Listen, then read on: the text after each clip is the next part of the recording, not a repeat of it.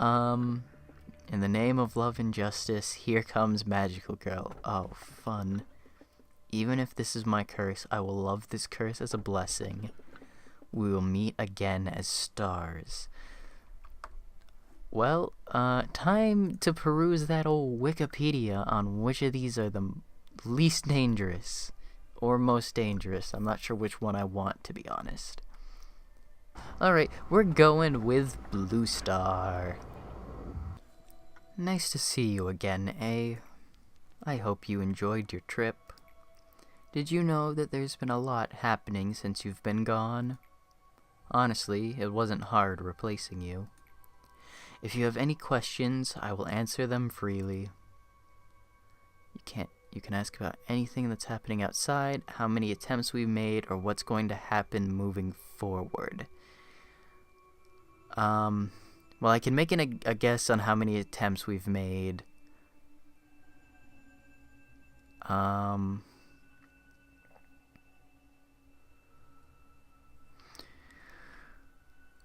What's going to happen moving forward?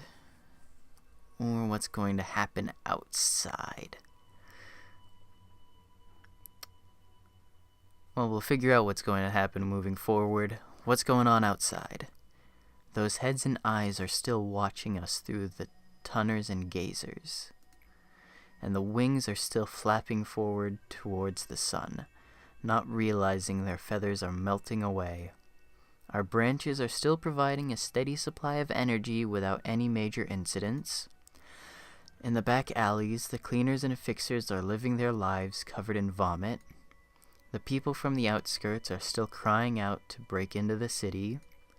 And the people within the city are started throwing their lives away just to be a part of the wing. Yes, the world hasn't changed a bit since you left. Sometimes when you look outside, everything is the same to the point that the time here seems futile and even impatience seems to wane. Oh, we can ask all of these questions, I'm assuming. How many attempts? How many times have you repeated this before? I'm curious, but numbers are not much importance to us. Let's just say the number is too vast to ruminate over. Well, there goes my idea out the window of them being named in alphabetical order of the attempts. What is going to happen moving forward? There's still lots of tasks you must do. Things that no one else can do. Unfortunately, we don't have much time left. The countdown will begin soon. As you have already experienced, there have been many countdowns in our world. For destruction or for a new beginning. And I seem to smile a lot more during this time. Oh yes, let's just say the smile is because I'm happy to see you again. There are still things you haven't realized yet. Let me give you a hint. My point is this. For what reason did you go into all the trouble of making this monstrous and horrifying prison? In time, I hope you find the answer on your own. I can't help you with this. Otherwise, it wouldn't be a prison. And you will soon meet the Sephiras on the lower floors, who play crucial roles in the Lobotomy Corporation. I don't think you need an explanation about them. But let's make this clear. They've really missed you while you were gone.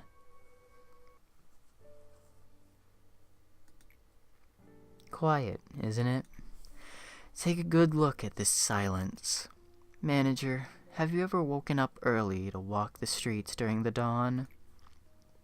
I think this moment here is equivalent to the dawn of the outside world.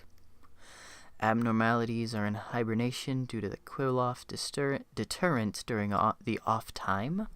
Employees are preparing to let fate decide what happens to them.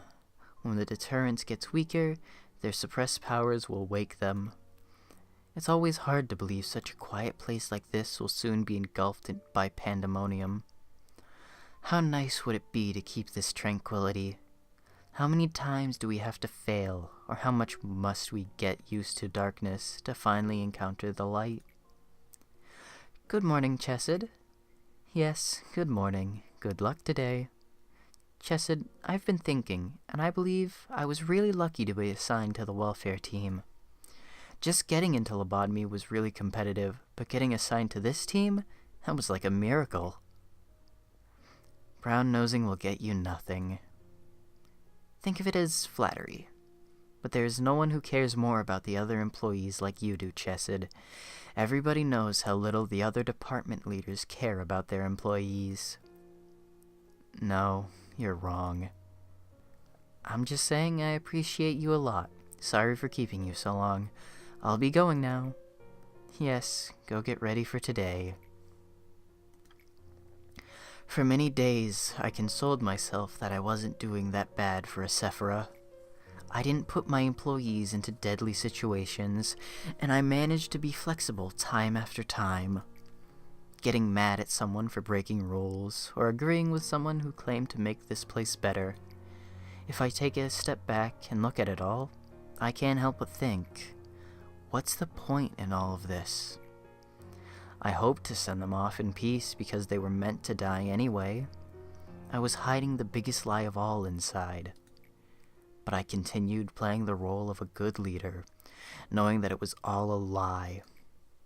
Angela also knew.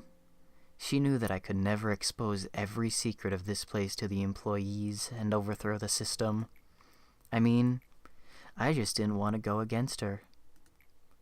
Being in the welfare department, I actually didn't care about the welfare of the employees at all. I was scared. Angela stopped the doubts and inquiries about this place by letting employees die. So I started helping Angela, and just covered my eyes. Hey, we have an emergency. Did you hear the status report? Abnormalities are out of control. I don't know what happened, but we have to retake control of the situation right now. I thought you didn't want to talk to me, Gabura. You can control the deterrents, can't you? We need to increase the cliff-off deterrents now. Angela will call the rabbit team if the rest of the abnormalities aren't suppressed. I want to wrap things up on my side. But Gabura, no one can touch the cliff-off controller without Angela's approval. You know that. So you don't want to do it. You coward. You really think you can just end this situation by going through the motions? I hope you suffer until your death, succumbing to your fears. Live on the sugar-coated words from your employees. It's been a while since I was grabbed by the collar. Chesed? You knew I was coming, didn't you? You know me all too well. Maybe you are the one who understands me the most among all the Sephiras. Weaken the cliff-off deterrents. What do you have up your sleeve this time? Do you want to know the reason again, after all this time? Gabura and the other employees are probably still fighting right now. You know that, right? Gabura is... Sorry, that's a little funny. I didn't know you would talk about Gabura. You should know. You've seen it for yourself. Gabura failed to control her own rage and has now lost her way. I'm saying she's not fighting for some grand ideology.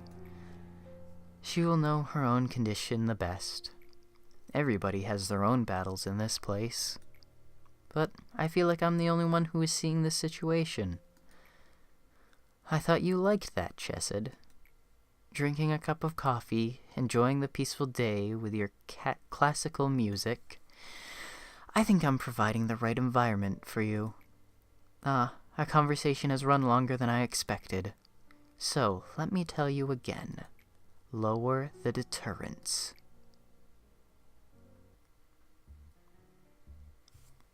The coffee smells good. Open the door. Who are you? Your taste in music is pretty classy. Quite different from mine, though. What the... Sorry, I didn't think you would open the door for me, so I just walked in. How did you get in here? Do I know you? I came from the head. I was desperately looking for you all.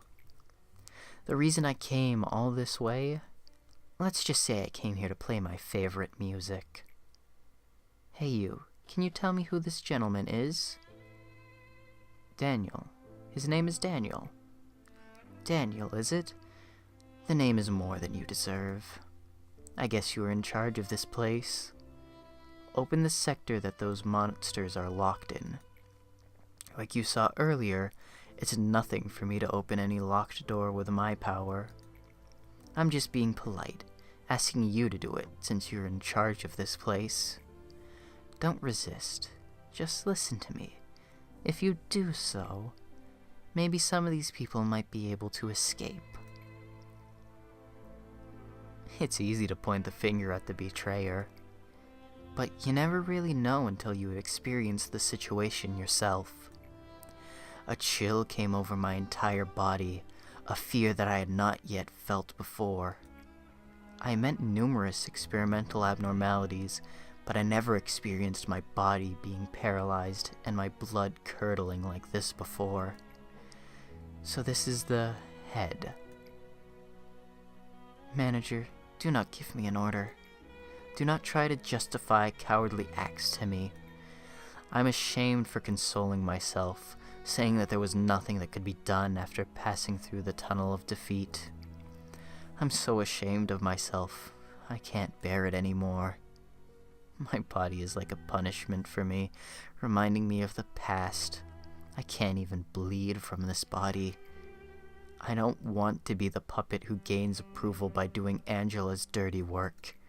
And I don't want to be your aide who can't do anything. All that was just a series of shame to me. Manager, this is my rebellion against you and Angela. I'm the only one who survived. Saying there was nothing I could do, that I was too scared to bear it by myself, that I wanted to rescue my people from here. All are meaningless excuses. I think I will die soon as well. The head is coming towards here. See you again in hell, A. How does fear dominate the human mind?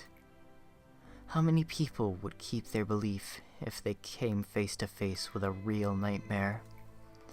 Therefore, no one can blame his reckless behavior. To be honest, everything started falling off the cliff the moment the head found this place. Hang up the intercom. Our last conversation ended with a hopeless silence. Daniel, who was intelligent and held a high social position, was more talented than anyone else in the research lab. He had an excellent reputation from the people around him with his charming smile and humor. It might have been easy for him to get in one of the wings with his skills and personality. But he chose us, not the wing. Though amazing he once was, he no doubt in despair and regret, cursing his choice, seeing the dead bodies of co-workers in front of him, without having a single comfort of knowing that it wasn't his fault, not deserving any peace for himself. Manifestation of Klippa by disruption of Sephira. Sephira core suppression required.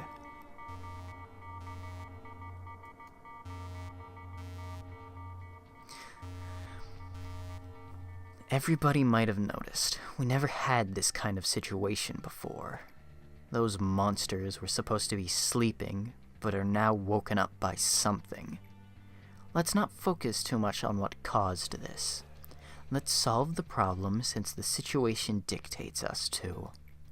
Let me say a few words before we initiate combat today. We don't need cowards in my department. Don't be careless when you face the monsters. Remember to arm yourself with rage to defeat those monsters. If you don't agree with my words, you can leave at any time. I won't shed a tear or mourn those who vanish without leaving even their name. If you want your body and soul to be at peace, please put your name on the transfer wait list for the welfare team. There's a reason we very few members in our department. But remember, that also means every last one of you are excellent in what you do. Over.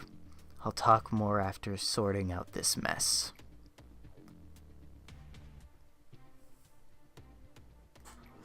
Gabura, your main body has taken too much damage. Why don't we stop the suppressing order here for today? Tifreth is investigating the situation. We should be able to solve the problem soon. I don't need it. I can still fight. But with your condition, it's... Shut up. I said I can still fight. 31 damaged EGOs and 17 dead employees so far. And 5 or 6 parts needing replacement from the main body. I'm not thrilled looking after a machine who behaves childishly. But the Sephiras in the central team weren't able to control you, and that's why I'm here. You. Poor child, look at yourself. At one time I admired the light in your eyes, but now they're consumed by madness. What a shame that both of us are locked in this dungeon now. But I didn't break. We won't have to risk our lives facing each other like in the past, but I pity you. Stare right at the object that makes you angry. The blade that lost its way can only split the air, no matter how sharp it is. How do you think I feel seeing my once rival looking so pathetic? Cut, slash, destroy, throttle, and trample. I sometimes remember the faces who showed me kindness. If I could taste a small piece of revenge upon the monsters who stole their smiles, happiness, and futures, my spear and sword will never stop swinging. People are dying in my blurred vision. They always get torn apart by the monsters. Those dying faces differ from time to time. Some are strangers, some are loved ones, and sometimes they transform into Christopher or Isabel. Whoever they were, I'm filled with agony. I look at my paralyzed leg and severed arm, and I curse my weak body and scream with rage. Then I black out. I'm so sick of the blackouts. It's impossible to fight with such low manpower. I can't approve your offer. Please reconsider. Why should I approve an operation with such a high chance of failing? If the manpower strength is too low, I can make up for it. If they're too weak, I will make up for that too. There weren't any rules about the other Sephiras using EGOs. If that's what you want to do, then go ahead. Familiar grip, correct weight, and a practice pose.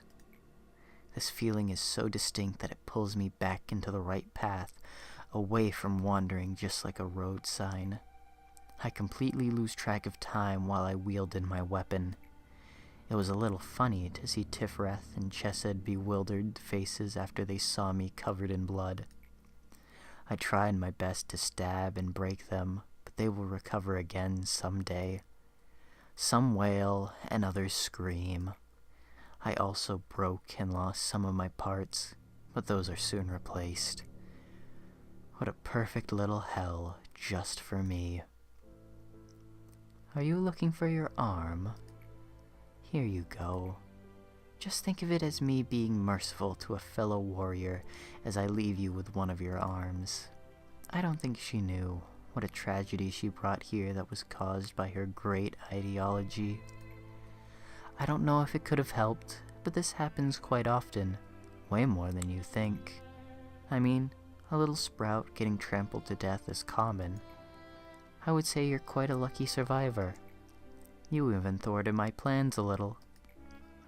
I didn't expect you to kill 2 claws, stop the monsters, and even deal with me. About the monsters, by the way. I can't deny that they were astonishing creatures. Even after killing a bunch of your friends, they never gotten soft or tired. I can see you aren't much different from them. Okay, if you can stand on the ground with your own 2 feet, then come at me. I won't break. If I can't remove these monsters, I will destroy the company myself, so that my aimless wrath can disintegrate and sleep under the ground forever. Among many fixers in the back alley, she was one of the few who could stand toe-to-toe with the head or the claws.